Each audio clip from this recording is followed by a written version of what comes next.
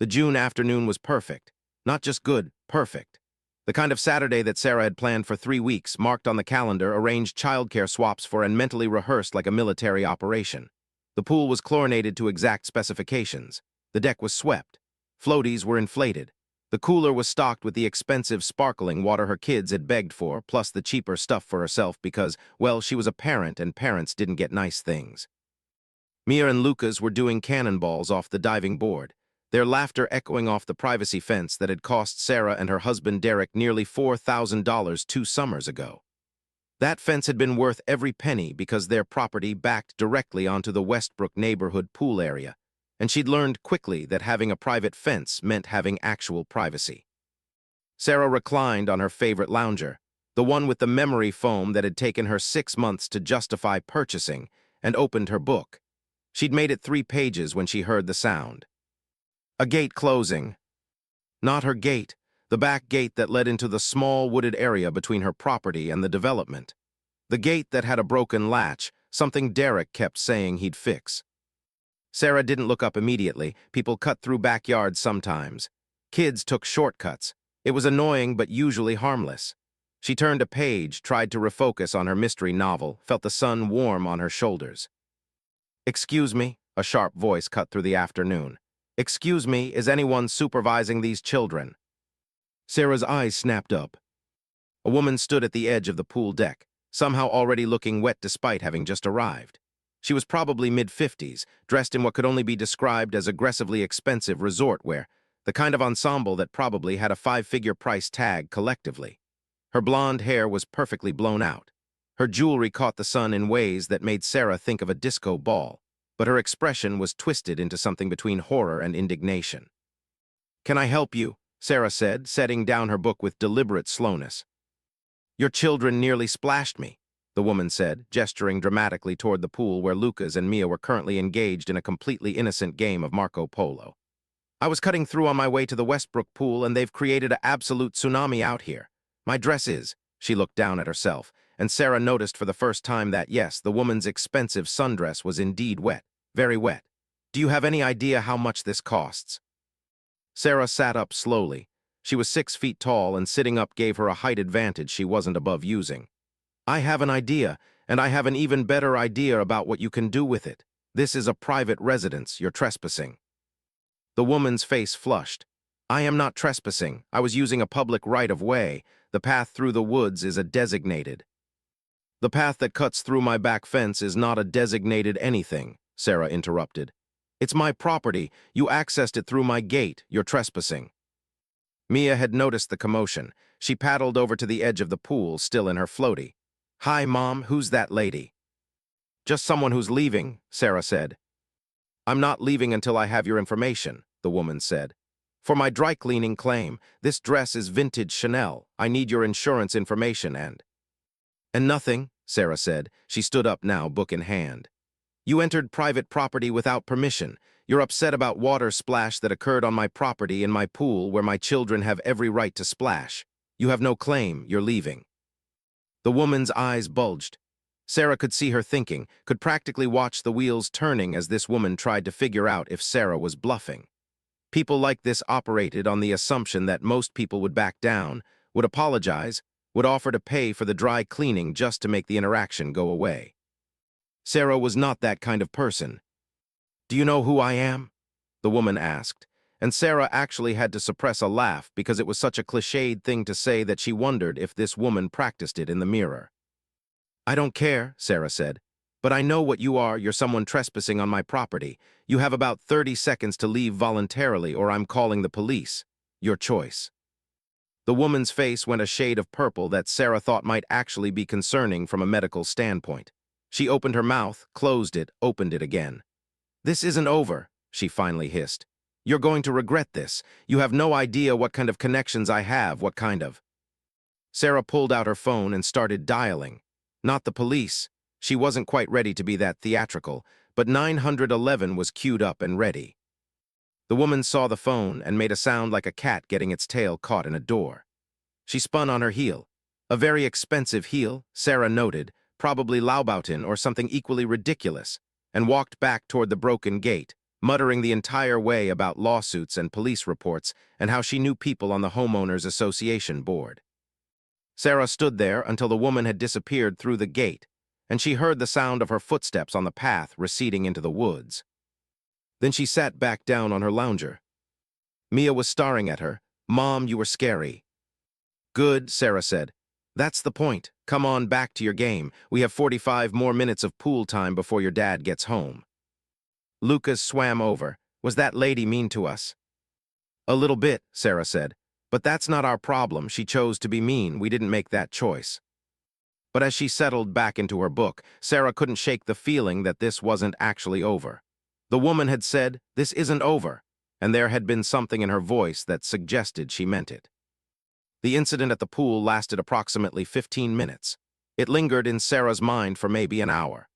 By evening, with Derek home and the kids fed and bathed and tucked into bed, Sarah had relegated it to the category of weird neighborhood people doing weird things and had essentially forgotten about it. Derek, to his credit, had listened to the entire story while chopping vegetables for dinner and had responded with his typical measured calm.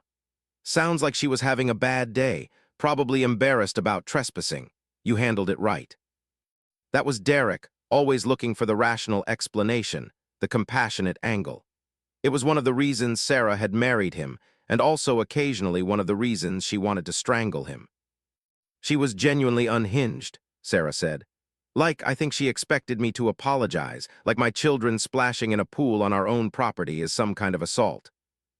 Derek smiled. "You're not the type to back down from someone like that, and we both know it. You probably scared her worse than she scared you." He was right, as he usually was. Sarah settled onto the couch with her book and tried to refocus on her mystery. The real indication that something was wrong came 3 days later when Sarah opened her email and found a message from the Westbrook Homeowners Association. The email was from someone named Margaret Chen, who identified herself as the Community Standards Officer for Westbrook. The tone was professional but notably chilly. "Dear Ms. Fisher," the email began, "we have received a complaint from one of our residents regarding inappropriate supervision of children and a disturbing incident at your property on June 14th. The resident reports unsafe behavior and aggressive treatment toward herself. We take such reports very seriously. Please contact us at your earliest convenience to discuss this matter and your commitment to community standards." Sarah read it twice, then she called Derek.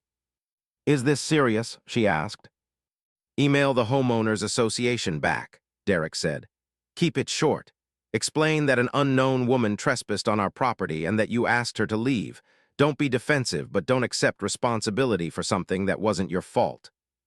Sarah did exactly that.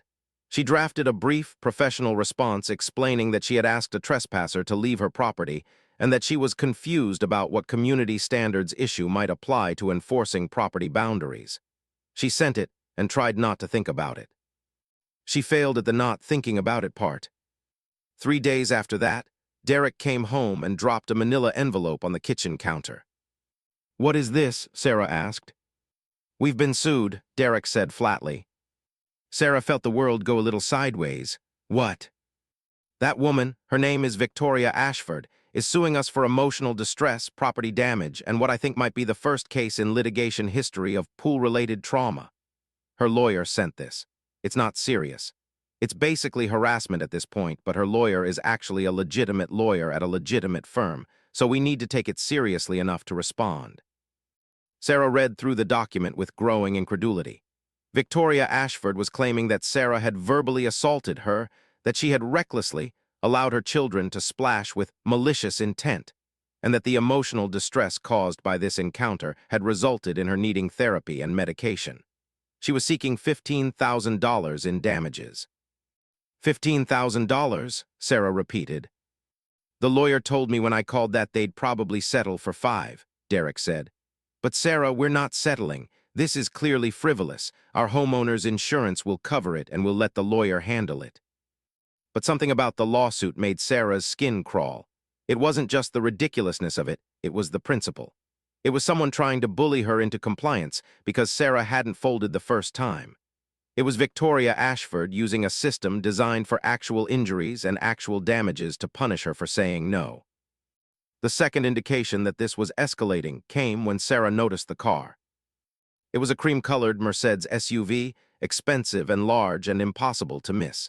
It appeared in front of their house on a Tuesday, parked across the street, pointing directly at their front window. Sarah saw it at 8:47 a.m. when she was making coffee. She saw it again at 2:15 p.m. when she got home from picking up Mia from soccer camp. It was still there at 5:30 p.m. when Derek pulled into the driveway. "That's been there all day," Sarah told him. Derek looked at the car, then looked at Sarah. "Call the police." "About a car parked on a public street," Sarah said. "That's not illegal." "It is if they're surveilling your house," Derek said. "Call the police." Sarah did. The officer who responded was sympathetic but not helpful. The car was parked on a public street. The person inside, Sarah could see now that it was Victoria, sitting in the driver's seat, sunglasses on despite the overcast sky, wasn't breaking any laws by parking there. As long as she wasn't trespassing on their property or directly threatening them, there was nothing the police could do.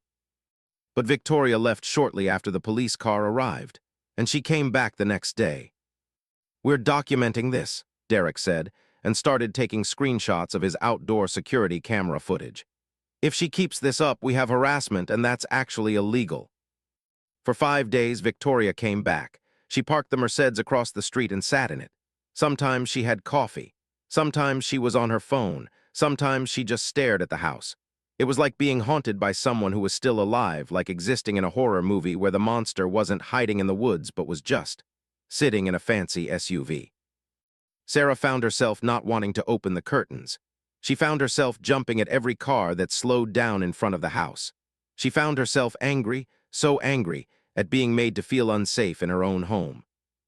On day 6, Victoria didn't show up. Sarah felt a surge of hope that maybe this was over, that maybe Victoria had gotten bored or found another target for her bizarre vendetta.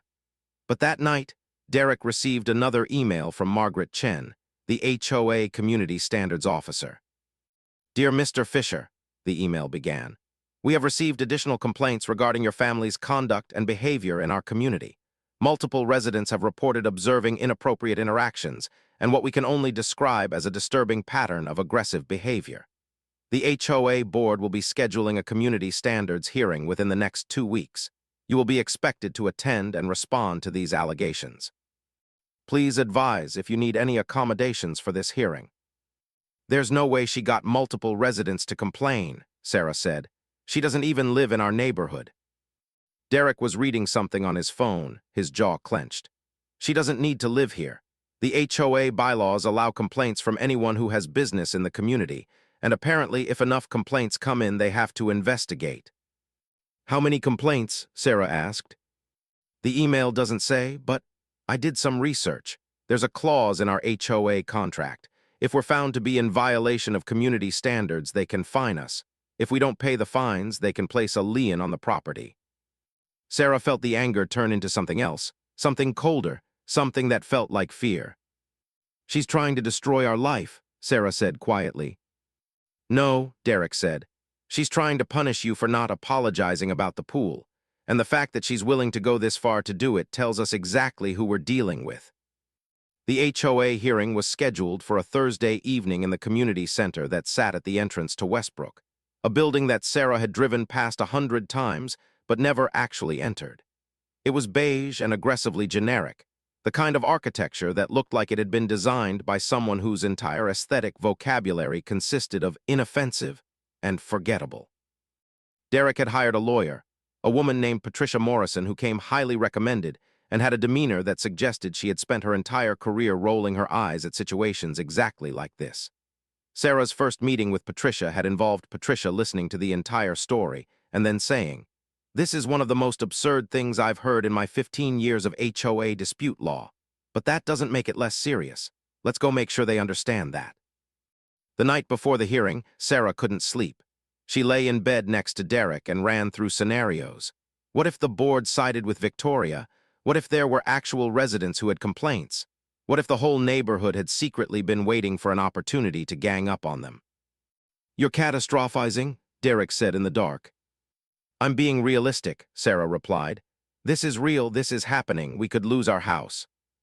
"We're not going to lose our house because someone's feelings got hurt and she splashed water on an expensive dress," Derek said.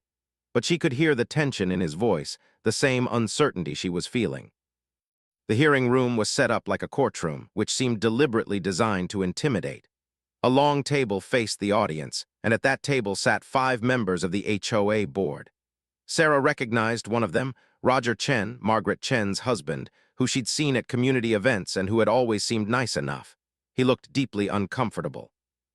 Victoria was there, sitting 3 rows back, wearing a different expensive outfit than the pool incident but the same expression of righteous fury. She had brought someone with her, a woman Sarah didn't recognize, probably a friend or a paid companion to validate her grievances. Margaret Chen was the first to speak. She went through the complaints methodically. There were 6 of them. One was from Victoria, obviously, but the others? Sarah listened with increasing disbelief as Margaret read them aloud. Anonymous complaint received June 20th regarding aggressive behavior toward a resident.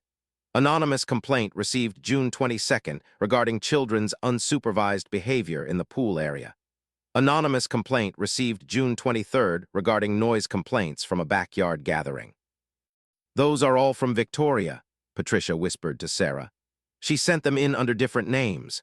Watch, Margaret's going to say they couldn't verify the complainants because no contact information was provided." And that's exactly what Margaret said.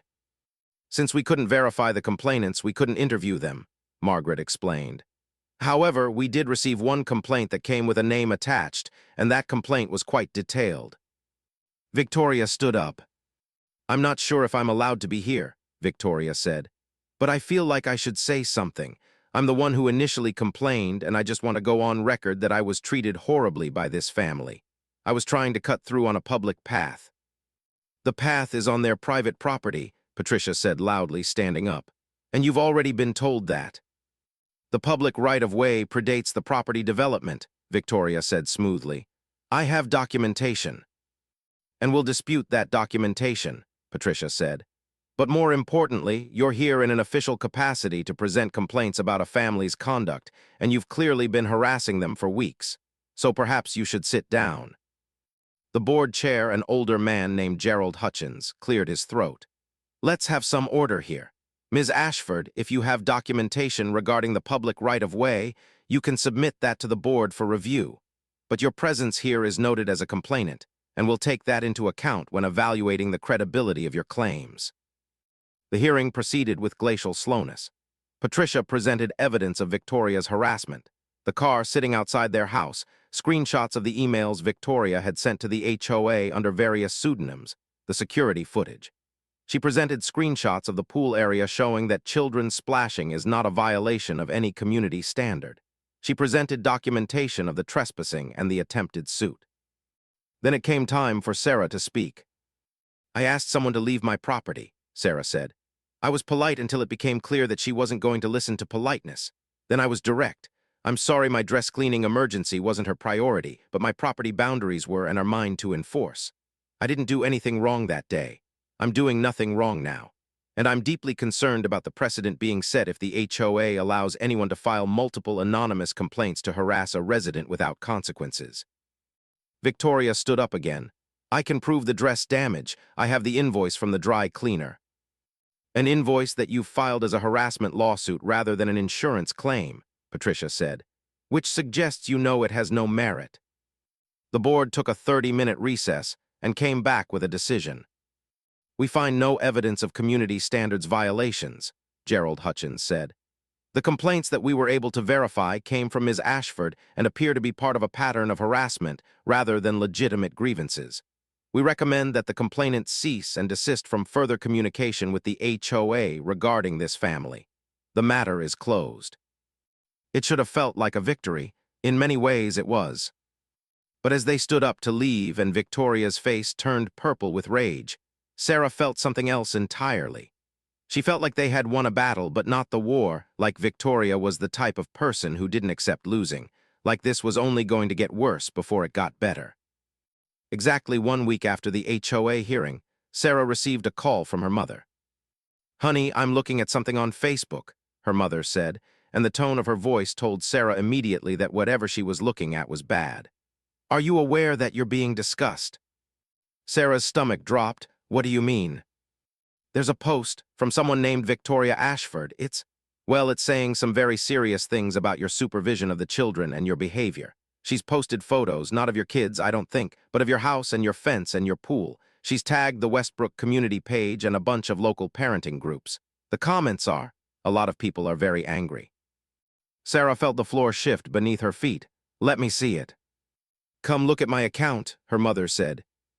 Sarah pulled up Facebook and found the post on her mother's profile. She clicked through to Victoria's page, and there it was, impossible to ignore. The post was titled Dangerous Parenting in Westbrook, a cautionary tale, and below it was a wall of text. Victoria had written a comprehensive narrative about the incident at the pool, but she'd reframed it completely. In her version, she was a concerned neighbor who had stopped by to express worry about the children's safety, and Sarah had verbally attacked her, called her names, threatened her, and told her she didn't care about child welfare. She claimed that the children were being left unsupervised while their mother drank wine and ignored them. She claimed that she had been physically threatened. But worse than the lies was the evidence. Victoria had screenshots of the HOA hearing documentation. She had a photo of her damaged dress. She had photos taken from public property of the Fisher house and pool area. She had orchestrated her narrative so carefully that without context, without knowing it was Victoria, who was clearly the aggressor, someone reading it would think Sarah was a dangerous, drunk, negligent parent. The comments were already at 247. "Oh my God," Sarah whispered. Derek found her still staring at the phone. She handed it to him without speaking. He read the post. His face went through several transformations, confusion, then anger, then something worse, something that looked like betrayal. "She's lying about everything," he said flatly. "And she's posted it to multiple community pages. Look, Westbrook parents, Westbrook moms, concerned citizens of Westbrook, she's everywhere." "Derek, I need to call Patricia," he said, already dialing. Patricia's response was immediate. She told them not to comment on any of the posts, not to respond to anyone who reached out, and to document everything. Then she said something that chilled Sarah to her core. "This is defamation and it's serious," Patricia said. "Victoria has published false statements that are damaging your reputation. We can sue. But first, I need to know something, Sarah. Is there anything she could use against you? Any photos of you with a drink, any posts where you talk about parenting struggles, anything that could be twisted?" Sarah thought about it. She had posted photos from a neighborhood 4th of July party where she was holding a drink. She had posted about the frustration of parenting. She had made jokes about wanting wine at the end of the day, like every parent everywhere. "There might be things she could twist," Sarah admitted. "Then we need to be very careful with our response," Patricia said. "Because if we go on the offensive, she'll use those things to defend herself. She'll say she was just asking uncomfortable questions, and you're suing her to silence her concerns. We need to let this play out a bit and gather our real ammunition." After they hung up, Sarah sat in silence. Derek was packing, his jaw clenched so tight she worried he might crack a tooth. "This is insane," he kept saying. "This is absolutely insane. How is this legal?" "It's not," Patricia had said, "but proving that takes time." The next morning, Sarah woke up to messages from friends. Some were supportive, asking if everything was okay. Some were noticeably cooler, asking their side of the story. A few had simply disappeared from her social media without acknowledging that anything had happened. She checked Mia's school's private Facebook group and found that parents were discussing it there too. One comment made Sarah's blood run cold. "I don't know if this is all true, but I'm definitely going to pay attention at pickup to see if the kids look okay." Mia and Lucas. Someone was watching her children because Victoria Ashford had posted lies on the internet. That afternoon, Sarah was picking Mia up from school when Mrs. Chen, Mia's second-grade teacher, pulled her aside. "Sarah, I wanted to let you know that I received a visit from someone today," Mrs. Chen said quietly. "A woman claiming to be a concerned neighbor. She gave me a printout of that Facebook post and expressed concerns about Mia's home environment. I just want you to know that I'm aware of the situation. I read the post, and I have zero concerns about Mia. She's well-adjusted, well-behaved, and clearly loved. I won't be contacting Child Protective Services because there is no reason to do so." Sarah felt tears prick her eyes. Thank you for saying that." "However," Mrs. Chen continued, "I wanted to prepare you. Victoria may file a report with CPS anyway. People like that often do. If she does, CPS is required to investigate, but from my perspective, it's going to be one of the most obviously frivolous calls they receive all year. The next day, CPS called. Sarah's hands shook as she spoke to the caseworker. The woman was professional and kind, but her job was to take complaints seriously, and Victoria's complaint was in the system now. They would need to conduct a home visit, speak to the children, make sure they were safe. Of course, Sarah said, whatever you need. The visit happened the next day. The caseworker, a woman named Louise who had kind eyes and the demeanor of someone who had seen actual abuse and knew the difference between that and a disgruntled woman with a vendetta, toured the house, spoke to both children, and spoke to Sarah and Derek. "Your home is clean," Louise said at one point. "Your children are articulate and well-adjusted. They describe you as good parents. They've had no injuries, no signs of neglect, no evidence of abuse. The report was clearly filed without basis." "Can you tell me who filed it?" Sarah asked. "I'm not supposed to," Louise said. "But in this case, I'm going to tell you anyway because you need to know what you're dealing with. It was Victoria Ashford. She's filed 12 reports about various families in the last 3 years. 12. She alleges different things each time: drug use, alcohol abuse, physical abuse, neglect. We've investigated all of them. Not a single one has had merit. She has a documented history of filing false reports." Sarah felt something inside her shift. This wasn't just about one woman being crazy. This was a pattern. This was someone who used institutions as weapons because she discovered they were effective. "What happens now?" Sarah asked. "The file closes," Louise said. "But I'm flagging her as a serial filer, which means when she makes future reports, we'll investigate more carefully. There's a limit to how many times someone can file false reports before we start looking at her instead of your family. She's getting close to that limit." After Louise left, Sarah stood in her backyard looking at her pool. It was the same pool that had existed a week ago, the same pool her children had been splashing in, but somehow it had become something different. It had become the center of her family's crisis. Derek came out and wrapped his arms around her from behind. "I'm sorry," he said. "For what?" Sarah asked. "For not understanding how serious this was going to get," he said. "For thinking the HOA hearing would fix it, for not seeing this coming." "I did see it coming," Sarah said. "But even knowing it, I didn't expect it to be this much. I didn't expect her to be this relentless." "Patricia says this is actually good," Derek said. "Louise's report, the CPS closure, the fact that Victoria has a documented history of false reports, all of it is ammunition. She's giving us the evidence we need." Patricia Morrison's office was in downtown, in a glass building that cost more to maintain than Sarah's first apartment. Patricia's particular corner of the building smelled like expensive leather and old money, which meant she probably had many clients with problems much bigger than Sarah's. But when Sarah and Derek sat across from her desk, Patricia pulled up a file on her computer and gave them her full attention. "Victoria Ashford is about to learn something very important," Patricia said, "which is that there are consequences for what she's done. We have 5 separate incidents of defamation, harassment, and tortious interference. The false reports to CPS are documented. The HOA investigation found no fault on your part. I have emails, texts, screenshots, and testimony from multiple people. We have a very strong case." "How strong?" Derek asked.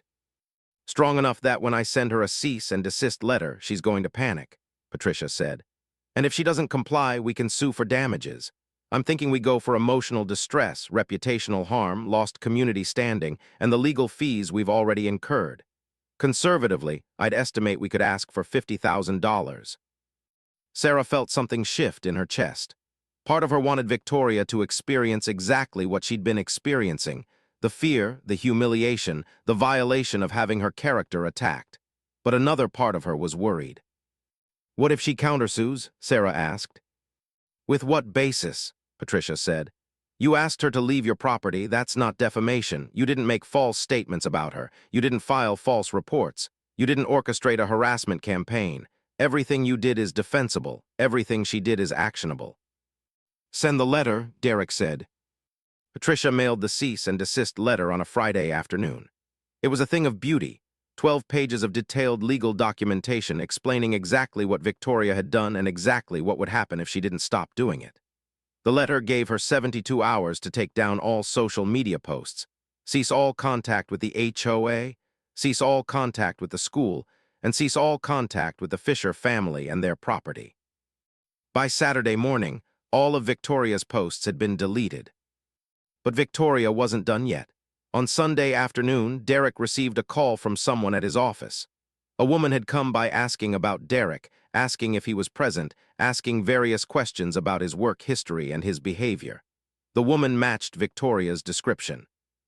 "She's showing up at my workplace," Derek said to Sarah. By Monday, Victoria had been spotted at Mia's school, talking to parents in the pickup line. By Tuesday, she had called Derek's law firm directly and left a message on the general voicemail asking to speak to the real Mr. Fisher, not the one who let his wife destroy someone's life. Patricia didn't hesitate. "She's violated the cease and desist," Patricia said over the phone. "And she's escalated. We're filing a lawsuit and a restraining order. I'm also contacting the police department about the showing up at his work and the school. This is harassment and it's documented." The lawsuit was filed on a Wednesday. The restraining order was granted on a Thursday, and Victoria received both documents at her home on a Friday. That Friday evening, Sarah's phone rang. It was a number she didn't recognize. Against every instinct telling her not to, she answered. "Mrs. Fisher," a woman's voice, but not Victoria's. This voice was younger, shakier. "I'm calling because I'm calling to tell you something about Victoria Ashford." "Who is this?" Sarah asked. "I'm Rachel Ashford, Victoria's daughter. I know what my mother has done to you, and I wanted you to know that I'm not defending her. I'm not part of this." Sarah didn't know what to say. She gestured to Derek to pick up the extension. "I'm here," Derek said. "I'm calling because my lawyer said I shouldn't, but I think you should know something," Rachel said. "My mother has been like this for years. She did this to another family in Westbrook 3 years ago. She was convinced they were dealing drugs. She wasn't. She was convinced our neighbors were abusing their kids. They weren't. She becomes obsessed with these things, and she doesn't stop until she's destroyed someone or someone stops her. You're stopping her, and I'm grateful." "Why are you telling us this?" Sarah asked. "Because I wanted you to know that none of this is about you," Rachel said. "You didn't do anything wrong. Your kids didn't do anything wrong. She's sick, and she's been sick for a long time, and I'm sorry that my family didn't do more to stop her before she got to you." The call ended, and Sarah sat in silence. "That was a setup," Derek said. "A lawyer would never allow a family member to call the opposing party." But Sarah didn't think so. She thought Rachel had called because she was ashamed of her mother, and because she understood that Victoria would never stop unless forced to. And that realization, that Victoria's own daughter was mortified by her actions, made something crystallize in Sarah's mind. This wasn't about her anymore. This wasn't about the pool or the dress or the splash. This was about Victoria being the kind of person who weaponized systems because it made her feel powerful, and that kind of person never really felt powerful unless she was destroying someone. The restraining order took effect the next day. Victoria was ordered to stay 500 yards away from the Fisher family, their property, their workplace, and Mia and Lucas's school. Any violation would result in arrest. For exactly 3 days, everything was quiet. The police officer at Sarah's door had a tablet in her hand and an expression of barely suppressed frustration. Her name was Officer Ramirez, and she had the demeanor of someone who had seen enough of other people's nonsense to be unmoved by anything. "I'm here because we received a report of a violation of the restraining order," Officer Ramirez said. "A woman matching Ms. Ashford's description was seen in front of your house at 6:47 p.m. yesterday. Can you verify if the restraining order was violated?" Sarah's blood ran cold. "I didn't see anyone yesterday. The kids and I were inside and Derek was at work, but there's security footage." Derek came inside and pulled up the footage on his phone. And there, clear as day at 6:47 p.m. was Victoria Ashford, standing on the public sidewalk directly in front of their house, filming their property with her phone. Officer Ramirez's expression didn't change, but Sarah could see something shift in her posture. "This is a clear violation of the restraining order," Officer Ramirez said. "The order specifies 500 yards. I'm going to file a report and an arrest warrant. Ms. Ashford will be taken into custody." The arrest happened that evening. Sarah watched from her living room window as a police car pulled up to Victoria's house 3 blocks away. They watched as Victoria was placed in the back of the car. They watched as she was driven away. Patricia called an hour later. She's in county lockup pending bail. Given that this is her first arrest, she'll probably be released tomorrow, but she'll have to appear before a judge for violating the restraining order. We're pushing for additional restrictions and potentially jail time. What happens next? Sarah asked. We wait for her court date, Patricia said, and we see if she's finally learned her lesson. The court date was 2 weeks away. Those 2 weeks were the calmest Sarah had experienced since the incident at the pool. No car sitting outside the house. No mysterious complaints to the HOA. No social media posts. No appearances at her children's school. Just quiet. But quiet carried its own weight. Sarah found herself unable to fully relax, jumping at every sound, wondering if Victoria was going to try something new, something unexpected. She started therapy with a counselor named Dr. Feynman, who specialized in trauma and harassment. Dr. Feynman's first observation was that Sarah had been repeatedly victimized by someone weaponizing institutions and social systems. The pool was the injury, Dr. Feynman explained. But everything after was the infection, and what's been happening to you is the equivalent of a psychological assault. Your brain is in high alert because it was repeatedly attacked from unexpected directions. That's not paranoia, that's adaptation. The court date came on a Tuesday. Sarah, Derek, Patricia, and Rachel, who had flown in from California to support Sarah, sat on one side of the courtroom. Victoria sat on the other side, flanked by a public defender who looked like he wanted to be anywhere else. The judge, a woman in her 60s with silver hair and a no-nonsense expression, reviewed the case. Ms. Ashford, the judge said, you were ordered to maintain a distance of 500 yards from the plaintiff's residence. Is it your position that you were not at their residence on the date in question? I was on public property, Victoria said. I have a right to stand on a public sidewalk. That's not what the restraining order says, the judge replied. The restraining order specifically prohibits you from being within 500 yards of the residence. That includes public sidewalks adjacent to the residence. Do you have an explanation for why you violated this order? Victoria was quiet for a long moment. I wanted to understand why they were so hostile to me, Victoria finally said. I just wanted to understand. The judge looked at her like she was insane, which Sarah thought was probably accurate. Understanding is not a legal defense to violating a restraining order, the judge said. And based on the documentation presented by the plaintiff's attorney, you've engaged in a sustained pattern of harassment including false reports, defamation, stalking, and filing false police reports. The restraining order is modified to include a strict 1,000-yard boundary. Additionally, you are ordered to undergo psychological evaluation and to complete a mental health treatment program as a condition of probation. You are further ordered to pay the plaintiff's legal fees in the amount of $32,500, and you are placed on a 1-year probation. Any violation of the restraining order will result in jail time, not bail. Do you understand? Victoria's face had gone pale. Yes, Your Honor. Additionally, the judge continued, I'm recommending that you seek professional help for what appears to be obsessive behavioral patterns. The court sees a pattern of repeated false reports and harassment toward multiple families in this community. I'm also recommending that you contact your daughter and consider whether your behavior toward family members and strangers is consistent with someone who is mentally healthy. Rachel made a small sound, something between a cry and a laugh.